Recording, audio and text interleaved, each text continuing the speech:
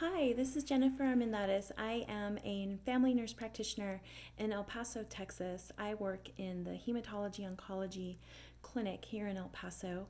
I have been a family nurse practitioner for about 11 years now.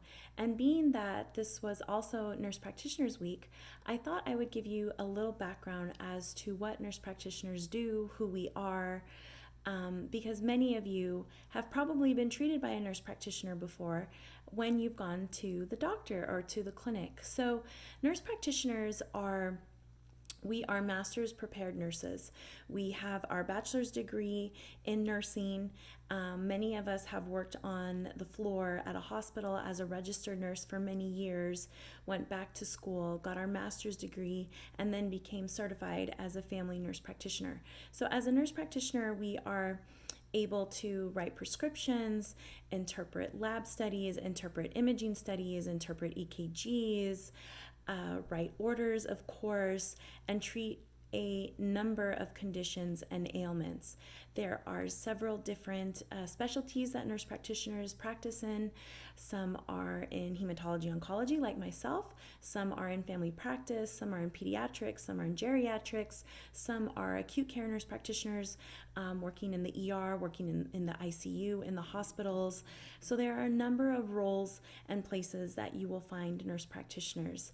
And I love that being that we're nurse practitioners, I find that we really work on taking care of the whole patient, and we come to a holistic point of view when we're taking care of our patients. We're not just focusing like on the diabetes or the heart condition or the high cholesterol. We take into effect the whole person, including psychosocial, psychiatric issues, whether it's depression, anxiety, mental health. There are so many things that we look at when we're taking care of patients. And being that this was Nurse Practitioner Week, I wanted to give you a little info and background about what we do, but also to talk about one of the main things that I talk a lot to my patients about is the importance of how to be an advocate for a family member or friend that may be going through a very difficult health crisis, health condition. I've been on both ends of the spectrum. Of course, taking care of my patients that are going through difficult circumstances, especially being that I work in hematology and oncology. But I've also been through it with my family members. I have been through it with my aunt who had lung cancer. She beat that, and then unfortunately later, a few years after that, developed pancreatic cancer, which I lost her last year to pancreatic cancer. Right now, my mom has had some health conditions. My mom had kidney cancer 25 years ago, and to our huge surprise this year, it came back, and that has been a whole other set of challenges because the cancer is a rare form of cancer. But we have a great healthcare team behind her. And I thought that it would be really important to talk to you and give you some tricks that I've learned along the way on how to be the best advocate that we can be for our family member. The first thing that I would tell you is I know that it's very difficult to be at all the doctor's appointments, with our work schedules and, Zoom meetings, and for sure all these restrictions on COVID definitely makes it difficult to be in certain appointments with your loved one.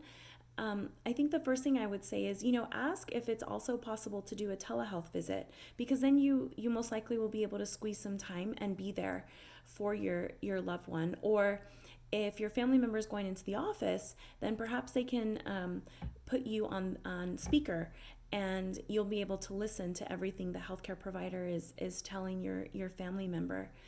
I think that as patients, sometimes when they get a hard diagnosis, or maybe they're hard of hearing, or they're just so nervous about a potential diagnosis, they just have like tunnel vision, right? And it's really hard for them to concentrate or focus on everything that that the physician or nurse practitioner is telling them.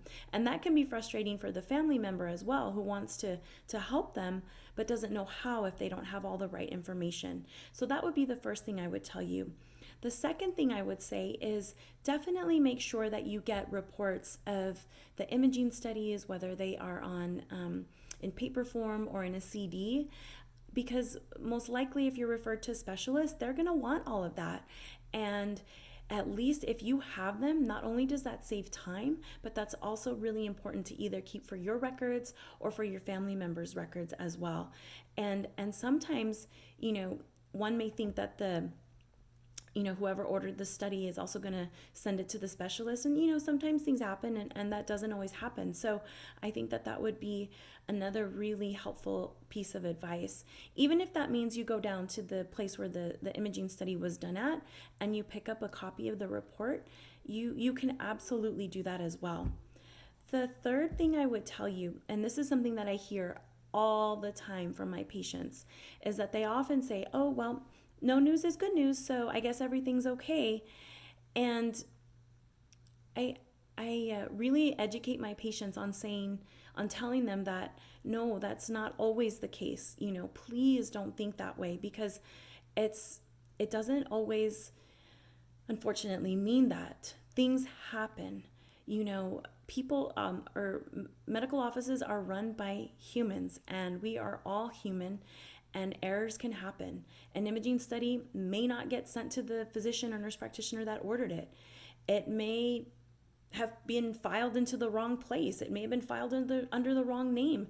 There are so many things that could happen that the only way that I've seen that we can kind of guarantee that from happening is, at least this is what I've implemented into my own practice, is whenever I order an imaging study, I make sure that my patient has a follow-up visit, whether that is a telephone visit or a face-to-face encounter, so that I can make sure that the reason I did that is to ensure that the results got into my hands and I read them and I saw them and we acted on it, or maybe we didn't have to act on those results of the imaging study.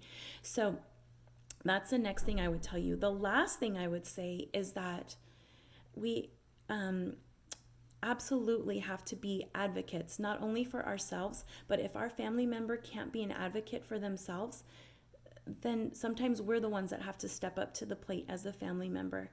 And as scary and as confusing as that can be, if we don't do it, then nobody else will. And I've seen it so many times where patients, they just don't have anybody around. And whether that be that family's out of state or there's nobody around or just a variety of reasons, it's just one of those things that, we have to be advocates for ourselves.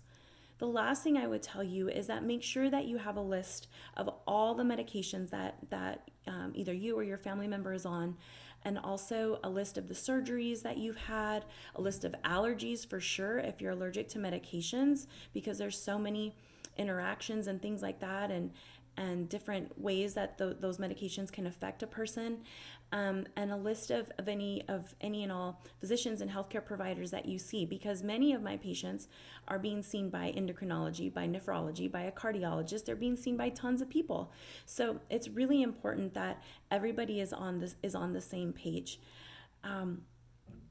Those are just some of those tips and tricks that I have learned along the way, like I said, not only in taking care of my patients, but also in dealing with some of the health issues that my own family has come across. And I hope that you find this helpful. I hope that you find this valuable.